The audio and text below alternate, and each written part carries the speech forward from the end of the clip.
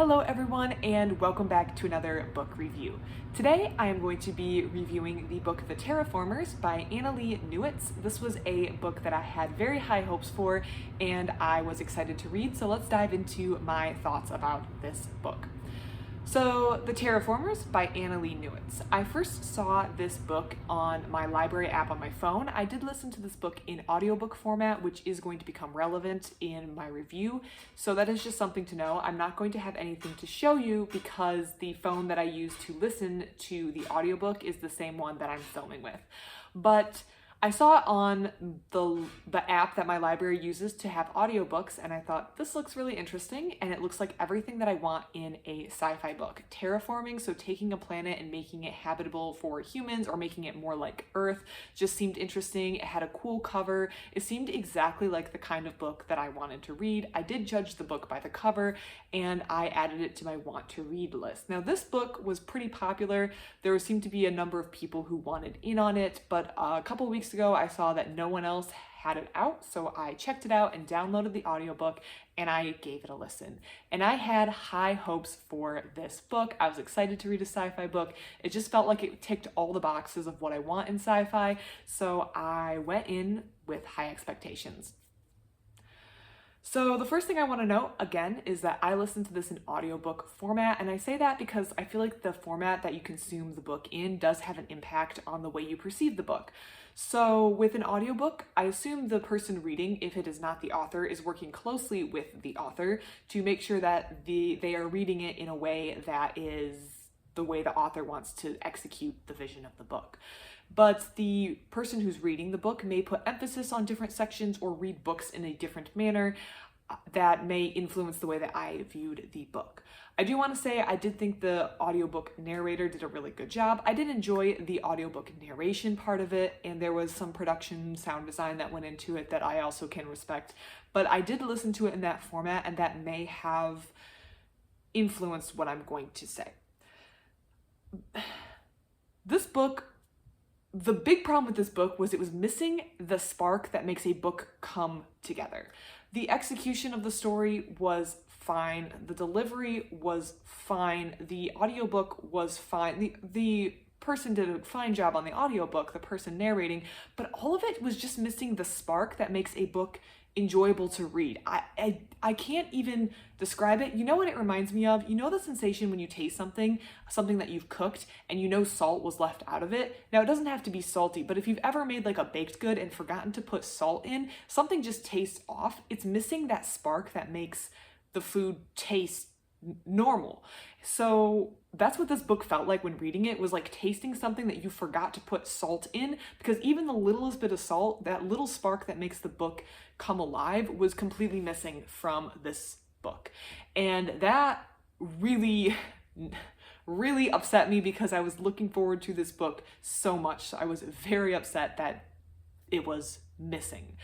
The author, I felt like, wanted to write a social commentary on something, and there's nothing wrong with that. I feel like a lot of authors use something like sci-fi or fantasy to talk about something else in the world, but just in a different genre or in a different format, and there's nothing wrong with addressing current social issues with the medium genre of sci-fi. I've seen it done very well before, but I feel like the author just wanted to talk about the social issues and forgot to put the spark that makes a sci-fi book interesting. She forgot to put that in there. I feel like if the author wanted to discuss things like gentrification, she could have written a book just about gentrification, and that may have been more in line with what she wanted to do. I just feel like the execution of the ideas that she wanted to convey, or that I suspected she wanted to convey, were just done in ways that were like large monologues. So let's get into a brief discussion of the plot. The plot all takes place on one planet. It's called Saskia. This is a planet that a company, I believe it was Verdens, has acquired, and they're going to terraform into a Pleistocene level Earth, or that's the idea. So they're going to terraform this Earth, and then they're going to sell it off so people can live in this authentic old world planet. It's a business venture, and all of our characters are happening or taking place or working on Saskia.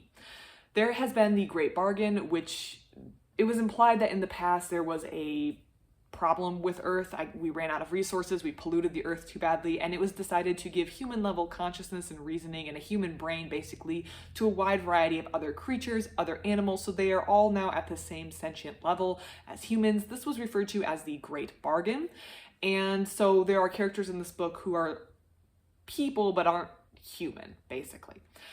Saskia and our adventures on Saskia come in 3 different time periods. People also live for a long time. This is a sci-fi book. In the first time period, we have Destry and Whistle, who are part of this environmental rescue team, and they are doing the base level terraforming to get the planet ready for people to come. In the second time period that we follow, we have Sulfur and Misha, I think it was pronounced Misha, who the planet has been built and now there's cities on it and they're selling plots or space to live on this planet to outside people, so they're just doing their thing. And in the third time period, we follow a train who has been made sentient called Scrub Jay.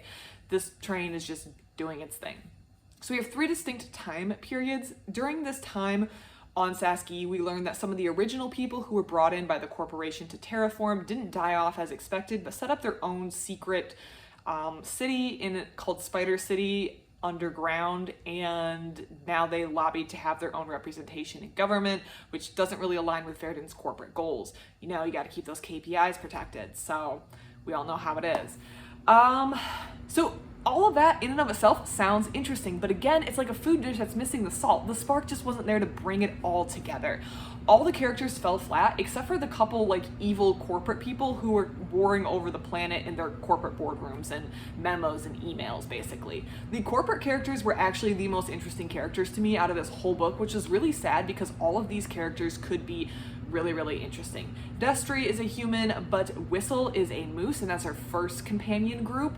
So like we have a sentient moose, which could be a really interesting character, but again, it just fell flat. There was this whole section about Whistle falling in love with this other moose, and I just didn't care.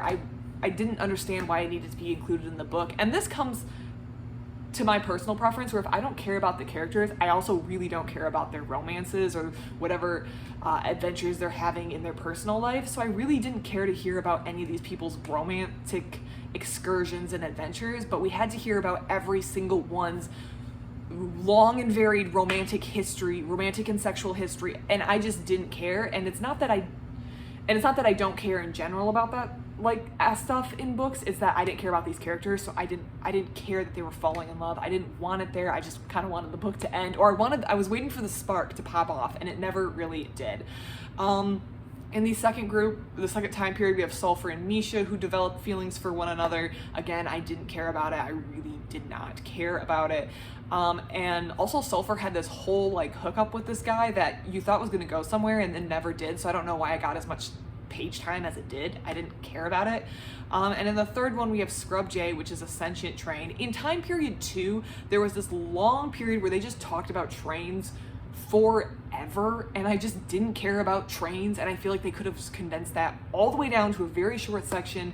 It just felt meaningless, and I feel like it was trying to set up this third section where we were going to have a sentient train. It was basically determining whether or not the trains were going to be sentient, but I didn't care about it. I just wanted something to happen, and there was just a lot of talk about trains, and then there was a sentient train. It just felt like a big waste of several hours of the audiobook. It wasn't really what I was there for.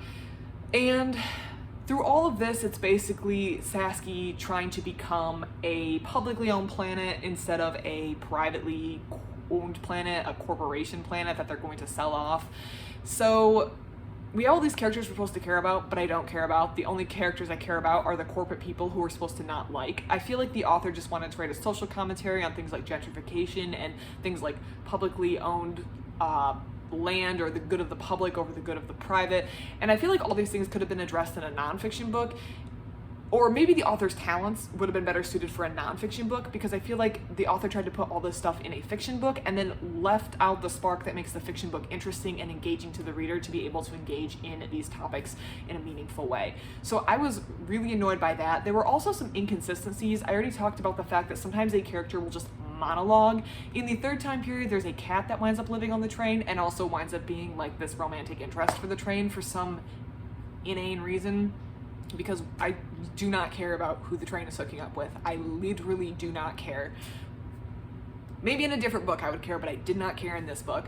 And the catch is monologues about some stuff that I feel like is the author's personal opinion, which is fine to include your personal opinion, and it's fine to include stuff in your book that reflects the world that we live in, but the way it was done was just, it felt like a dump of like the person. It felt like reading the author's like Facebook status after some bill has been passed and now we have to talk about our personal opinions on politics. It didn't feel like it was well integrated into the story at all, and I feel like you lose readers doing that. You want the reader to engage in your thoughts, your feelings, your opinions on things that are going on in the world, but if you're just doing a long monologue dump, I as a reader feel disengaged. I feel like I'm just reading someone's rant on Facebook and I don't care. So I'm not going to engage with it, even if it's something that I would have agreed with if it was presented in a different manner.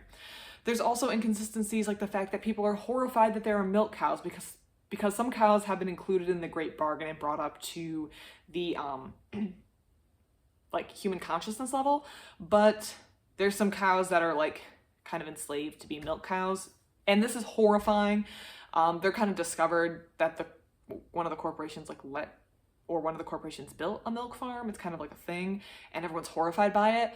But I feel like that's inconsistent with the overall story, in which people, when they can't pay off debts, have to like basically enslave themselves to someone else. And there's also people who are built like with inhibitor chips? Is that from Star Wars? Anyways, like limiters that like, so a concept of people who are not totally free totally exists in the world. So I don't know why there's this huge outcry from one of the characters when they see that cows are also included, that there are some cows who are not totally free in the world, because it fits with everything else. You can be personally horrified. You can definitely say, like, I think it's wrong that corporations are purposefully limiting some people's intelligence in order to basically enslave them to do what they want. But I feel like it's inconsistent with the world overall for her to be so horrified. The character who saw this and was horrified to be horrified about it, because it fits. She could be disgusted. She could say, like, this fits with the way the corporations run things, but to be horrified and so surprised that you saw this just seems really out of sync with the rest of the book.